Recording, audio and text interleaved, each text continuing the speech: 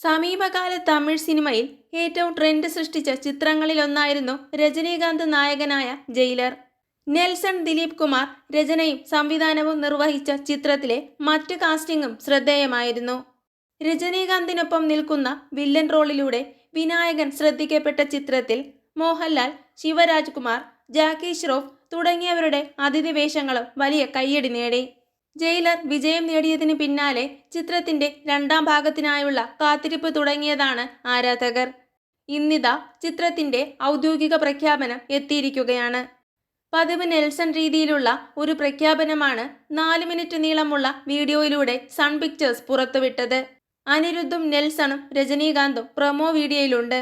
Sun ടിവിയുടെ YouTube ചാനലുകളിലെ online റിലീസിനൊപ്പം തെരഞ്ഞെടുക്കപ്പെട്ട തിയേറ്ററുകളിലും promo എത്തിയിരുന്നു.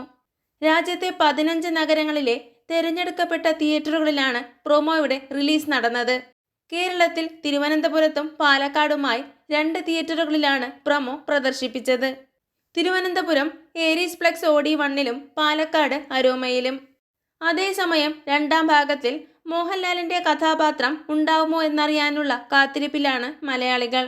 ജയിലർ 2വിനിടാൻ 2 പേരുകളാണ് നെൽസൺ തീരുമാനിച്ചിരിക്കുന്നതെന്ന് നേരത്തെ റിപ്പോർട്ടുകൾ എത്തിയിരുന്നു. രജനീകാന്തിന്റെ മുത്തുവേൽ പാണ്ഡ്യൻ എന്ന കഥാപാത്രത്തെ കൂടുതൽ ആഴത്തിൽ സമീപിക്കുന്നതാവും രണ്ടാം ഭാഗമെന്നാണ് അറിയുന്നത്. ബോക്സ് ഓഫീസിൽ ഏതാണ്ട് 600 കോടിയോളം നേടി 2023 ബോക്സ് ഓഫീസ് ഹിറ്റായിരുന്നു ചിത്രം. രജനീകാന്തിന്റെ കരിയറിലെ ഏറ്റവും വലിയ പണം വാരി പടങ്ങളിലൊന്നാണ് ജയിലർ. അതേസമയം കൂലി എന്ന ചിത്രത്തിലാണ് രജനീകാന്ത് ഇപ്പോൾ അഭിനയിക്കുന്നത്. കൂലിയുടെ സംവിധാനം ലോകേഷ് കനകരാജാണ്.